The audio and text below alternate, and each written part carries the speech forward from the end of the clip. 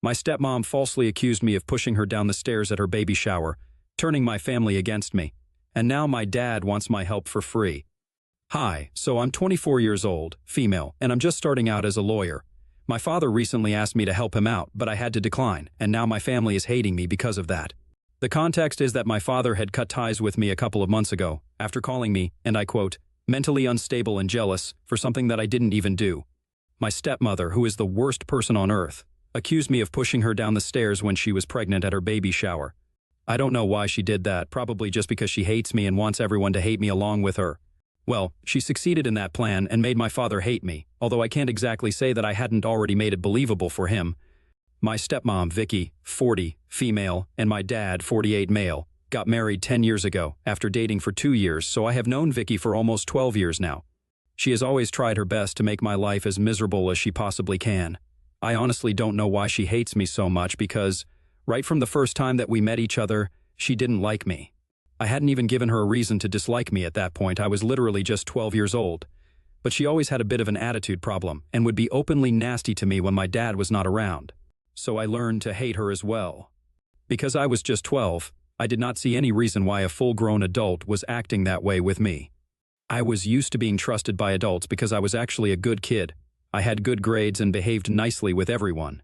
Even with Vicky, I tried my best to be nice to her for as long as I could. However, after one point, I realized that no matter how nice I was to her, she was never going to extend the same courtesy to me.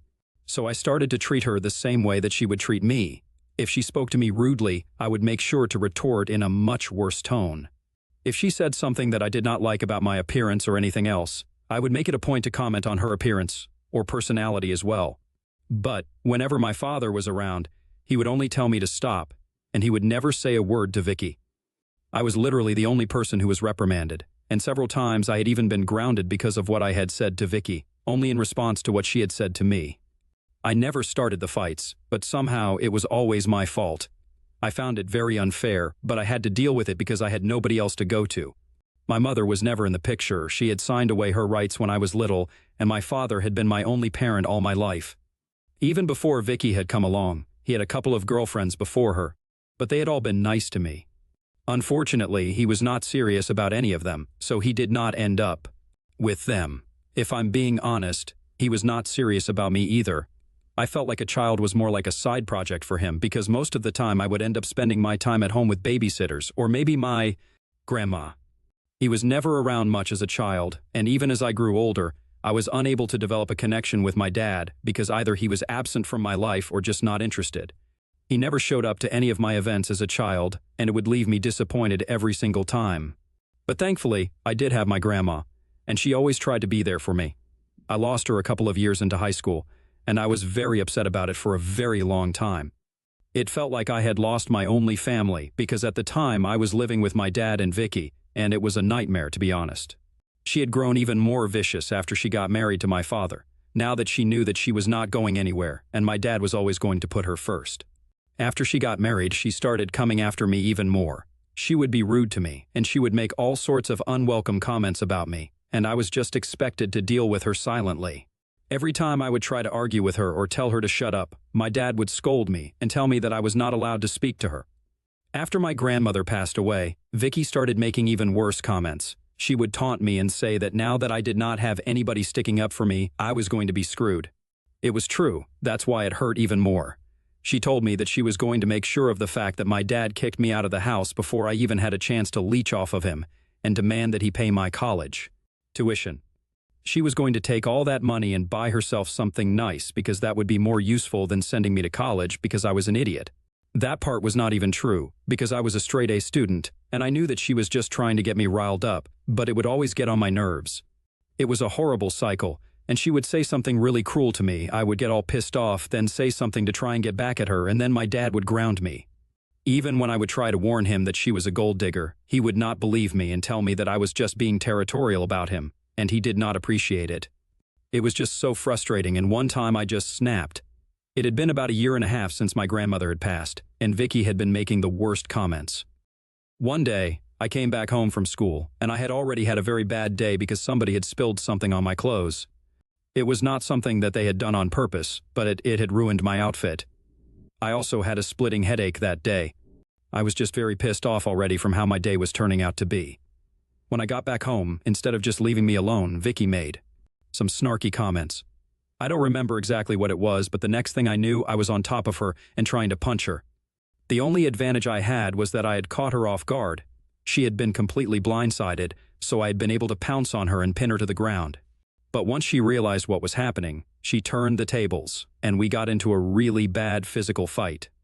I'll admit that it was really psycho and stupid of me to initiate that fight, knowing that she was much bigger than me. I was very skinny at that point, and there was no way that I would have been able to tackle it all on my own. She managed to get me off of her, but I was still screaming my head off, so she pushed me into the room and locked me in there for hours. I was only let out of that room after my dad came back home from work, and she had not even bothered to call my dad to alert him earlier. He came back around the evening at his usual time, so I think I must have spent around 4 or 5 hours inside of the storeroom. It had just one window, and it was a really tiny, cramped room because of everything that was in there. I remember banging on the door periodically, begging her to let me out and promising her that I would not attack her again, not now, and not ever. I'm pretty claustrophobic, so that was a total nightmare for me, but she just ignored me, and I stayed inside there, crying and begging her to let me out, but my pleas fell on deaf ears. After my dad came back home, they let me out, and both of them were pretty pissed. My dad even told me that he was going to have me sent away and threatened to report me to the authorities because of what I had done. I was miserable, and I had to beg them not to do anything of the sort and let me stay with them. I promised them that I would never do anything like this and that I would always be on my best behavior. Vicky was pretty pleased with herself, even though she was the one who got attacked, but at least this gave her an excuse to mistreat me. After that incident, I had to live up to my word, and I had to stay on my best behavior, even when Vicky would make remarks about me and try to piss me off. I just had to shut up and deal with it because I knew that if I tried to talk to her, there would be serious consequences, and I was not ready for that. I also really wanted my dad to pay for me to go to college. I could not risk it because I did not have any other family who would do it for me. I had a couple of friends, but I was not going to beg anybody for money, and taking out a student loan would also require my parents to support me. That was the reason why I stayed with them and decided not to try and get back at Vicky no matter what she did. It was very difficult given the circumstances, but I knew that I had to get through it somehow. I just kept consoling myself, reminding myself that I would be off to college in a couple of years, and then I would not have to deal with her. So eventually, after I graduated high school, I left home for college, and all my hard work paid off. My dad actually agreed to pay for me to go to college, which was definitely not something that Vicky had wanted, but my dad said that he was only paying for me to go to college because, for him, it was an investment. And if I became successful, he would get back the money. He knew that I was going to study law, and lawyers earned pretty well, so he was not worried about me being able to get a job and pay him the money back at some point. I told him that I was going to return the money to him, but thankfully he did not get it in writing, and if you don't have it in writing, it's not binding in any way, shape, or form, so I'm free to do whatever I want. Really. Anyway, after I left for college, my life was completely different, and I was finally my own person. I was not constantly living in fear of Vicky and my father, and I felt like I could breathe freely for the first time in my life. I made a lot of friends during my time in college, and it will always be memorable for me. I think they were the best years of my life. I would go back home for the holidays and then stay out of everybody's way. I would mostly just keep to myself. And I would not allow Vicky to ruin my vibe with her comments and negativity because I knew that I only had to tolerate her until it was time to go back to college again. So that was pretty great. Once I graduated from college, I moved into an apartment with a couple of my friends. Within months, I found a job at a law firm, and I'm still working there. We specialize in matters relating to the family court, like divorces and custody arrangements. You know what I'm talking about. And that's why my father specifically asked for my help. However, after what happened a couple of months ago, I highly doubt that I would be willing to help him. So, earlier this year, my dad and Vicky announced that she was pregnant. I was a little surprised that she was getting pregnant so late and had even decided to keep the baby, but I thought it was a good thing. Maybe my father would be more of an active presence in his child's life this time around. I congratulated them when they announced that, and I even attended their pregnancy announcement party.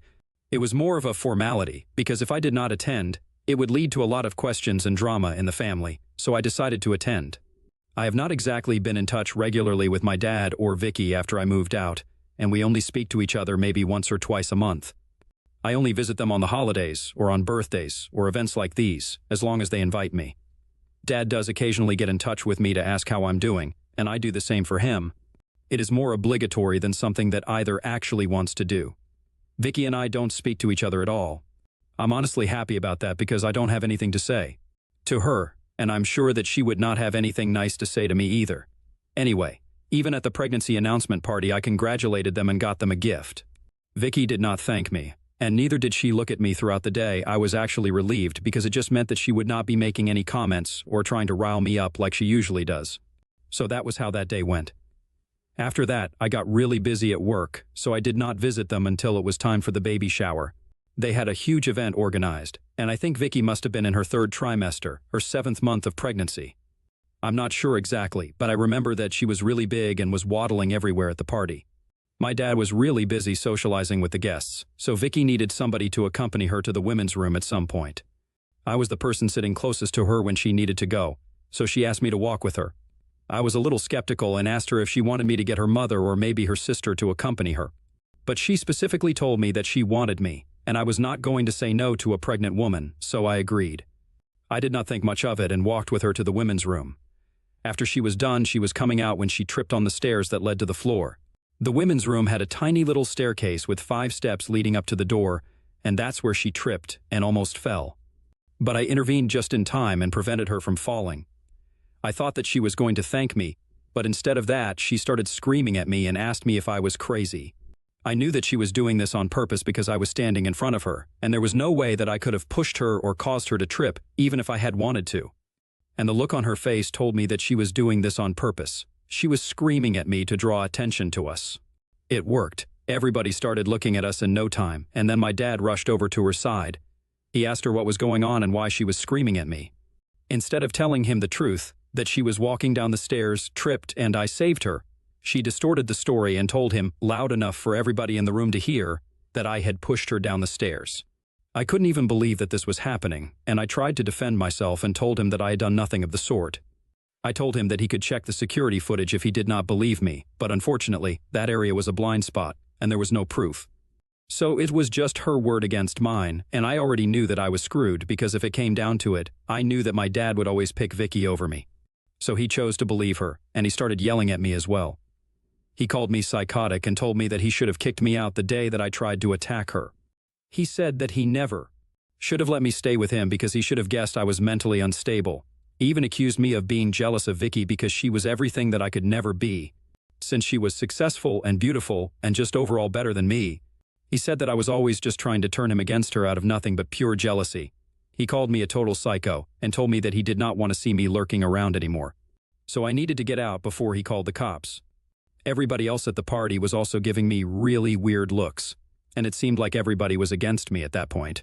So instead of trying to argue, I just accepted my fate and left. I was already very humiliated, and I did not want to draw that matter out by trying to fight with my dad. I knew there was no point in talking to him, and he had already said a lot of things I did not want to hear more of. So I left, and since then, I have not been in touch with my father. I blocked him, and I have been trying to move on with my life. As a matter of fact, I have not been in touch with anybody else from my family either, because I know exactly what they think of me now. It was difficult at first, but I had already detached myself from my father emotionally a long time ago, so I came to terms with it pretty quickly. I have not heard from him for a couple of months, and I never thought that he would reach out to me again. But a week ago, he called me from a different number and told me that he needed my help. I could not imagine what he would require my help for, and I was curious to know, so I agreed to meet him for lunch one day. When we met, he seemed very upset about something, and after I spoke to him, I understood. Apparently, he had begun to suspect that the baby was not his soon after Vicky gave birth. It was the skin color and features that gave it away because the baby was slightly darker and did not look Caucasian. My dad is white, and so is Vicky, so it was pretty unlikely that they would end up with a baby with a darker skin tone. Vicky tried to convince him for weeks that the baby was his, but eventually, she gave up and told him the truth instead, because there was no point in lying to him anymore. He had already figured it out and just needed to hear it from her, but apparently, Vicky had been hooking up with a coworker around the time that she got pregnant. She had not anticipated that the baby would be his because they had only gotten together a couple of times, and after that, he moved away, so she did not get to meet him again. She had just assumed that the baby would be my father's, but now that it was not true, she could no longer lie about it. When my father found out the truth, he moved out of the house and started living away from her. I was quite surprised because, for everything I had always believed, at least they would be there for each other.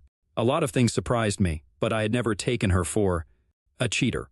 Although I can't say that I'm surprised because a terrible person is always just an overall terrible person. My dad told me that she had not even bothered to try and reach out to talk to him after he left the house, and he had finally come to the conclusion that, since she was not going to reach out to him, and he was not sure that he would be able to forgive her even if she did talk to him, the best thing for him to do was get a divorce. He said that he was not happy about it, but it was the only thing that he could do. I felt bad for him but was not sure any of this had anything to do with me. I thought maybe he was going to apologize for treating me badly all my life and try to be a better father, but I was wrong, obviously. He was only talking to me because he wanted me to be his lawyer for free. I don't even know why I had assumed that he would want to apologize to me. He's obviously not the type. He doesn't even think that he did anything wrong. Anyway, I told him I would not do anything for him for free. And the best I could do for him was put him in touch with my coworkers and ask them to do this for him, but I was not going to do anything for him. I was not obligated to help him out, and I was even offering to put him in touch with my coworkers as a favor. I was not even obliged to do that. The only reason I said that was because I did not want to get involved in this case myself. I told him that I was not willing to get involved and wished him luck, but he actually got upset with me. He started fighting with me at the restaurant where we were having lunch that day and started accusing me of being ungrateful and told me that I was being a brat. I thought it was really unfair of him to accuse me of any of that because he had treated me really badly all my life and had never bothered to build a relationship with me. He had even gone to the extent of calling me mentally unstable and jealous of Vicky, so I had no reason to help him at this point. The only reason he approached me was because he thought I was going to do something for him for free. He then reminded me that he had been the one who had paid for me to get my degree, so I owed this to him. And then I decided to remind him that he had only agreed to do so because he thought that I was going to pay him back, so it was not as if he was doing me a favor. He literally demanded that I help him out, but I just laughed in his face and walked out of the restaurant. Since then, he and my family have been relentlessly trying to get me to talk to him and keep trying to guilt-trip me and manipulate me into helping him out. I don't even understand what to do right now. ITA for refusing to help my father for free after he cut me off and chose to believe my stepmom instead? Update 1. Hey, so I have decided to cut my father off and also block all my relatives. It was getting way too toxic for me, and they were constantly trying to pressure me into agreeing to help my father out. I just told them that if they really want to help him out, maybe they should find him a lawyer instead of trying to bother me, and then I blocked all of them.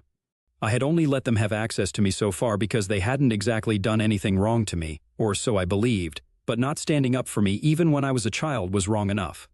Everybody let me get bullied and said nothing for ages, but now that my father is getting screwed over, everybody has something to say about it, and they want to defend him. Double standards on another level altogether. But anyway, that's none of my business now, and I just don't care about any of this. I want to continue working peacefully, and I just hope that they stay out of my life now. Update 2. I heard from my cousin, who I'm still on good terms with, that my father has initiated a divorce, and he's going with one of the top divorce lawyers in the country. I know it's going to be expensive, so I can't even understand why he would want to get it done for free. He has the money, he was just not willing to spend it and thought that if he could get my services for free, there would be nothing better than that. He didn't even apologize for anything, and he thought I would just let him walk all over me. Well, I earn my own money now, and I don't depend on him for anything, so I am not going to be a doormat for him. Honestly, I'm kind of glad that this is happening to him and Vicky, because after the way that they have been treating me my entire life, they totally deserve it.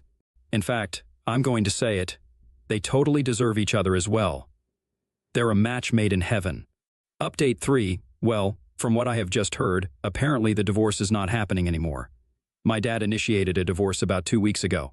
And suddenly my cousin just reached out to me to let me know that they have decided to work on their marriage and try to get through this. They have canceled the divorce proceedings and are looking for a marriage counselor. I couldn't even stop laughing when I heard that because, oh my God, that's so ridiculous. I can't imagine a self-respecting man who would stay with a woman like that, but I guess my dad doesn't really have any self-respect. I'm just really happy that my cousin is on my side because, otherwise, I would not be getting any of the tea from my family. Apparently, I am one of their favorite topics because they constantly keep talking about how ungrateful I am and how I did my father dirty. Nobody deserves a daughter like me, at least not somebody like my father. I agree with them, they certainly don't deserve somebody like me. Update 4, so it has been almost a year since I last spoke to my father, and I have not had any interaction with him since then.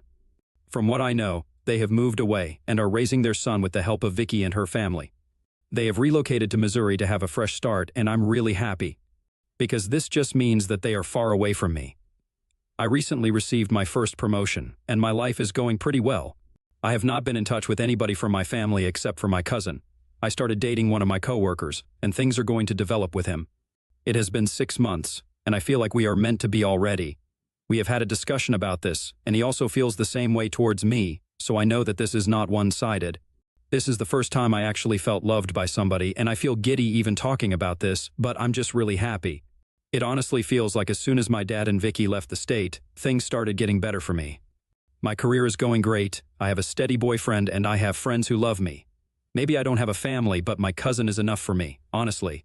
I'm doing really well, and that's all I have to say. Thank you so much for showing so much concern about my situation and asking for updates even 1 year later. It just goes to show how sometimes people you don't even know care more about you than your own family. Thank you so much for all the support you guys have sent to me. I'll never forget about any of this.